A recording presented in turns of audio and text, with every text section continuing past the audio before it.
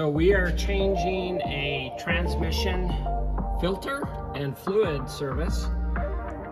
This particular car, if you come back here, so what we've done is we've lifted the transmission with this pull jack, and we have removed the mount from the cross member, slid the cross member back, so we have access to these back bolts here. The other thing is you need to disconnect the switch, the selector that goes directly to the steering column, and this shifts to the park, reverse, and neutral. And this is our park neutral safety switch. Because of the design, this bracket drops down under the pan, so there's two Torx bolts, and the two Torx bolts, we're going to break free with the ratchet here. There's one in the back here that we just break it loose, and then we're going to break the Torx bolt up here in the front on top. They're kind of hard to see. It's right close to that park neutral safety switch. And then we're going to remove those two bolts so that we can drop this down out of the way so that it's not interfering with our pan. And once we break those bolts loose, you'll see right here's the torque bolt that we're talking about. So you'll need to have a Torx to get to those two. Okay, so we're going to get the other one. Since it's loose, we're going to remove that. Once we remove this bolt here, the two bolts that hold it, then we're going to just slide the bracket out of the way, and now we can get to these bolts. So we've now got access to all of our bolts, and we'll show you how to drop the pan properly, and then that way we don't dump fluid everywhere. So we're just going to break these bolts loose. Just going to go through and kind of work on one side here.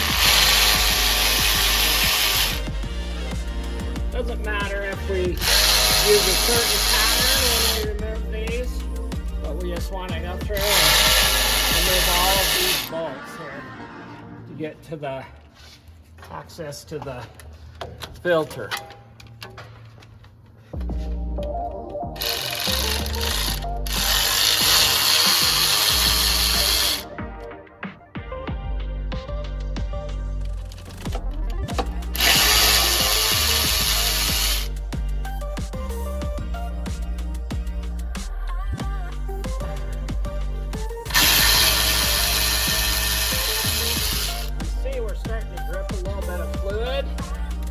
So our cap pan there, because this pan is full of fluid. So notice I'm going to stop right there for a minute.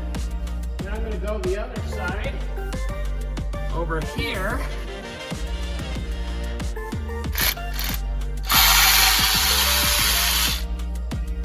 We'll want to wash all the bolts up too when we're done.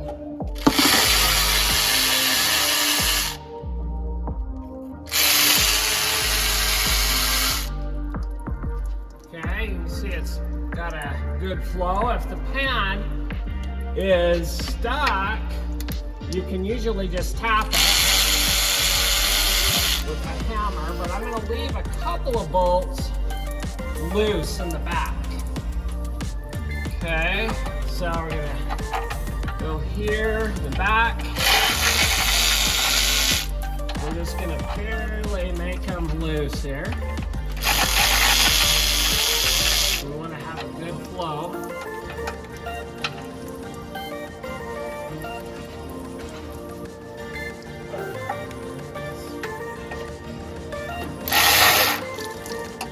I'm going to have to remove the bolts with putting pressure up on this pan like this. So those 2 or 3 bolts, and if you have a pan with a little strainer, you can keep those bolts from going in the oil pan, which we do. I'm just going to kick them there. And then our last bolt here. all of the bolts are now out of the way. And we're just going to gently pull it down. This is why you need to move that cross member. You can see our gasket. And then we're just going to carefully dump it into the pan here. Okay, we're going to inspect, see if there's any metal shaving. You can see this is kind of black soot here. This is clutch material. That's normal wear. Turn the saw on. We just clean all of this out. We're going to clean all of this stuff out. We're going to remove this gasket. If it's stuck to the pan, we're going to clean it also. So this is the mating surface. Very important that this is very clean, so it's going to mount up against the transmission properly. This is not a reusable gasket. It's pretty hard, it's brittle. You can see how these break. So we want to replace the gasket with the filter if at all possible. So we're going to try to clean all of that junk out. Remove any fine metal or black soot. We're just going to rinse this with water. We cleaned off the magnet. We cleaned the other side. We want to just get whatever off here. Then we're going to blow it dry. So we're going to just take an air hose and we're just going to keep it nice and dry.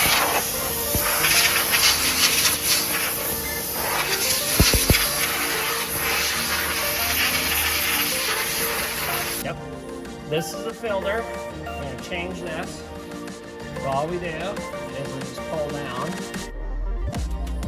And some of them may have a little clip or something down here that holds it in place. This one doesn't. We just kind of rotate it and gently massage it down.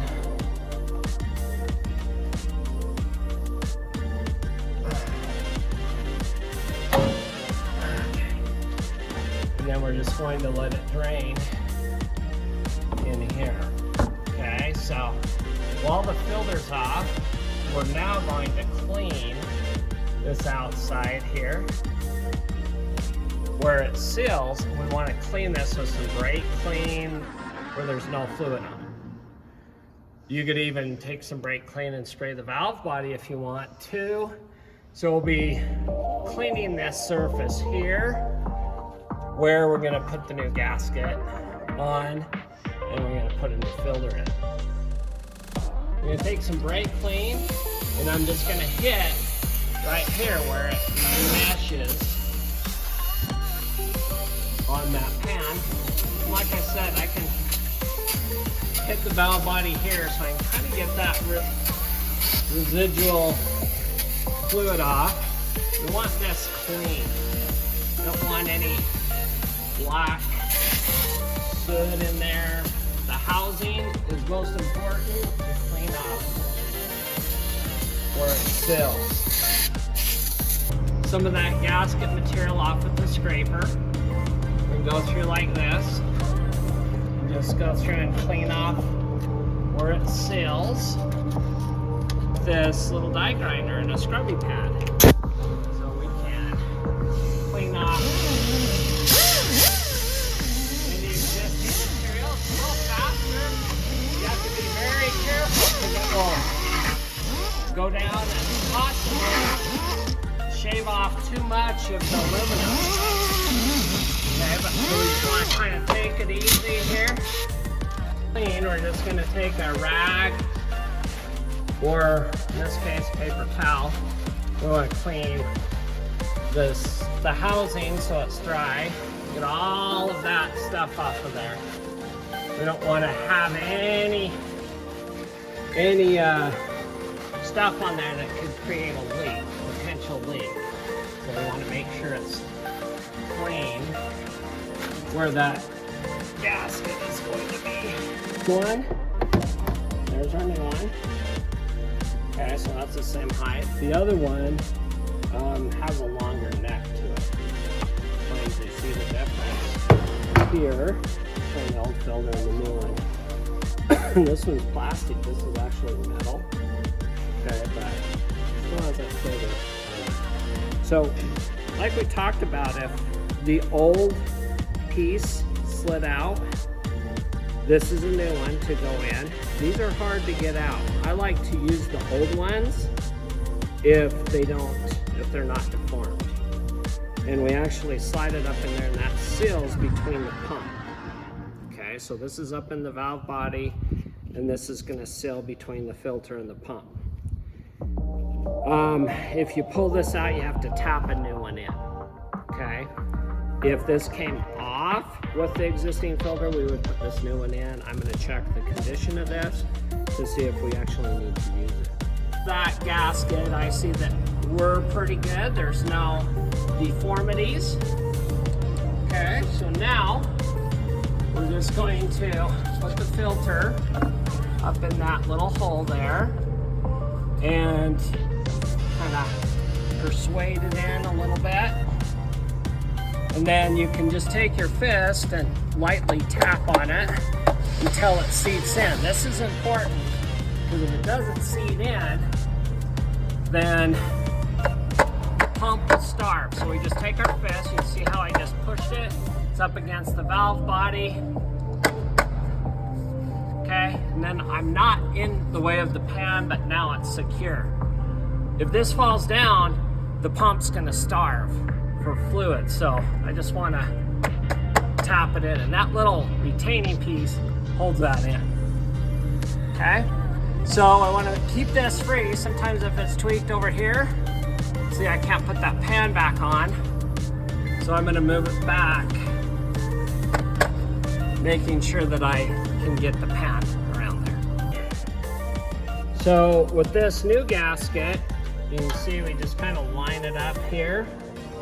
And this is very important that we don't tear this. And especially when we tighten it down, we don't want to over torque it and pinch it, and then it creates a leak. Some people will take a bolt and then they'll try to hold these bolts into place. And we don't want to put silicone in where the gasket goes into the pump, because this will plug up the pump. Okay, but what I do is I just take a little dot like this. I go like this, like on the corner here, and I'm not putting it on the outside here, just to hold the gasket in place. That's the purpose.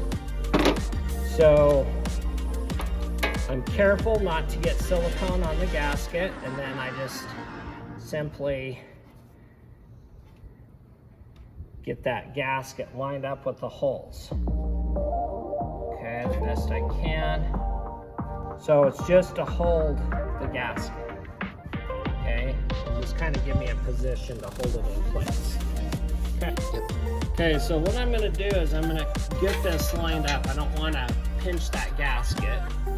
And then I'm just going to try to line it up here and gently just thread it in a couple of turns. I'm going to go find my next one. Okay. And I'm going to make sure I don't pinch that gasket. Thread it in a couple of turns. Notice I'm holding the pan up here with my hand.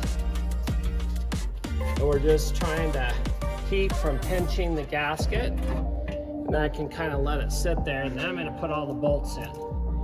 I'm not going to go all the way, but I'm just going to go in where each bolt holds the gasket in place. Right here, twist it in. Probably want to go the back here, that gasket. I want to make sure that that gasket doesn't get pinched from the back. So I'm going to just grab the gasket a little bit, bring it up into place, and twist it in. A couple of threads.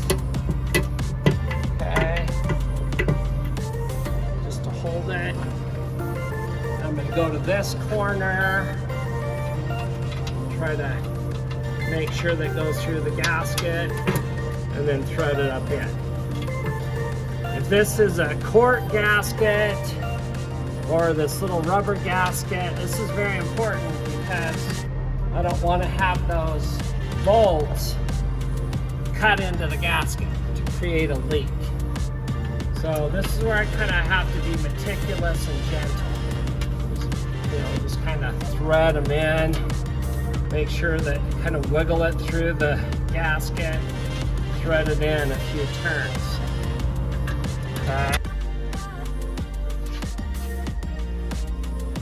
Okay, so we got all the bolts all in now, and I'm going to do this very gently. I'm just gonna go in because I need to torque them. Okay, and I'm gonna do the star pattern. So I'm gonna have to, like our tires, I have to bounce around. Because if I don't, that gasket, if I go around in a circle, there'll be a gap here that creates a leak.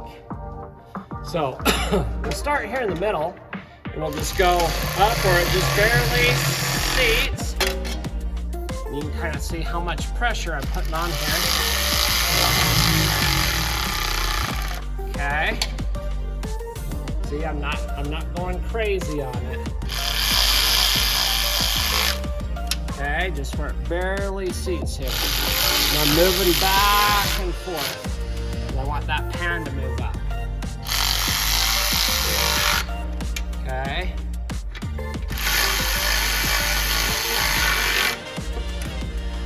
So just where it starts, you see the threads there. Let's go back and forth here.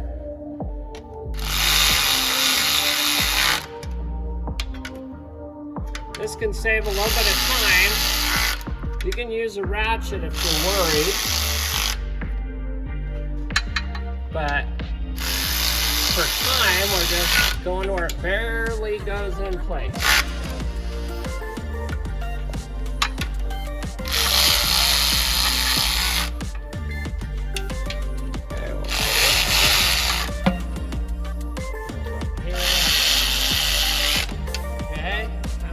See if we have any remaining bolts. The pan up against there. Okay, and kind of stay here. That one's loose, so we want to make sure that one's up into place. I'm not going all the way deep. Right? See how those two, just because of that was probably down a little bit. You can feel right here where the pan goes up against is exceeded. So this truck is a 97 Chevy two-wheel drive. It has the 4L60E transmission, and we're going to tighten the pan bolts to 11 Newton meters or 97 inch-pounds. Okay, so we've got this set up at foot-pounds, so we're going to go to units and inch-pounds, and we're going to have to go down to 97 inch-pounds. Okay, so now we're going to tighten in the star pattern those bolts. Let's go. Okay. So as I'm tightening this, you can see I didn't even get it to 97. I just snugged it up against the pan. Then I probably want to bounce over here, right? Because I'm using that star pattern.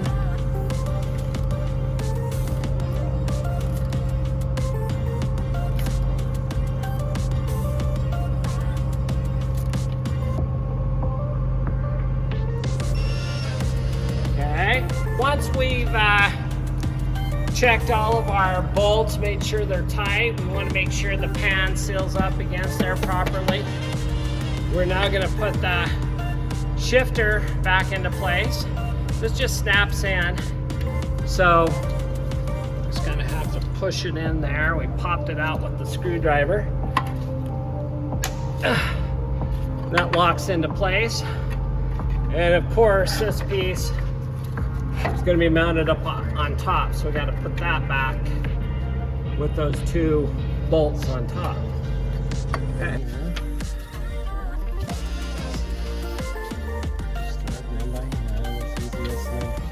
We can tighten it down with the torque wrench. Specifications. We're going to slide this back where it's now going to line up with our mount. Okay, and we're going to line the bolts up, right? Get it in the hole. Okay, so with it down in the hole a little bit, we'll now just move this. We're still putting pressure on this side. Okay, let's get those crossbars. Oops. And we're just going to zip these in.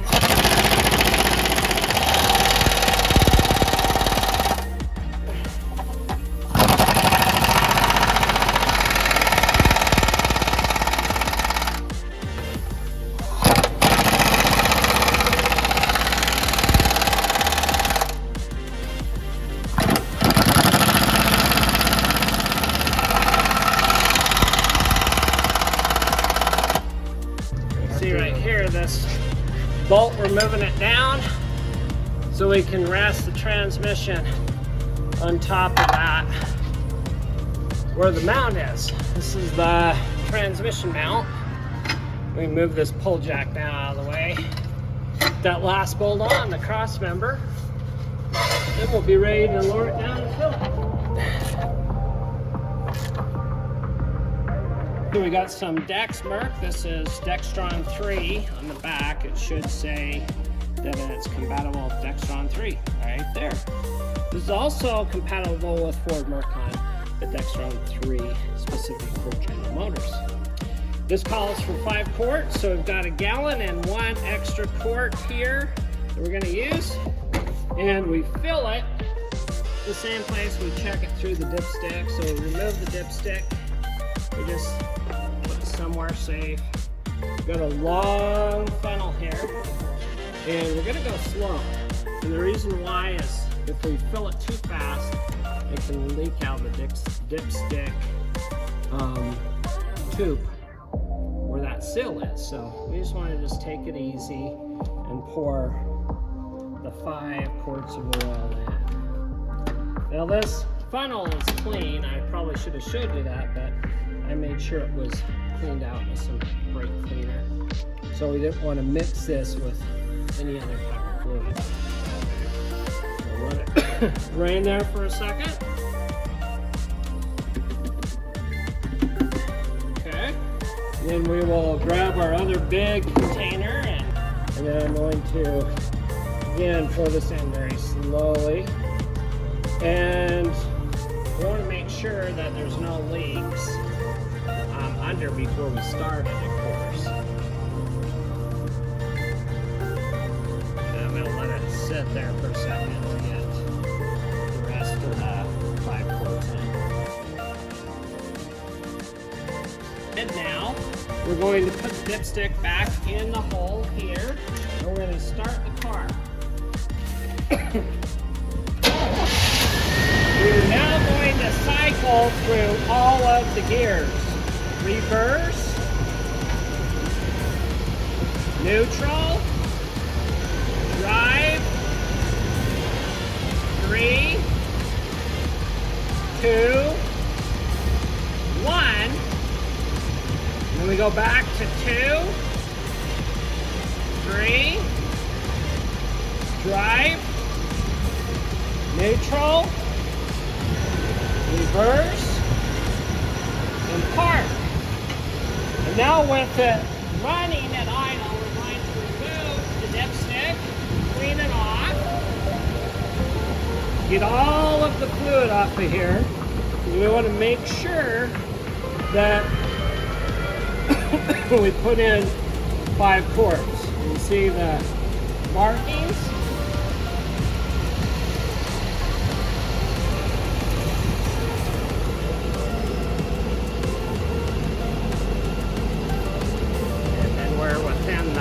Bottom of the hot range there.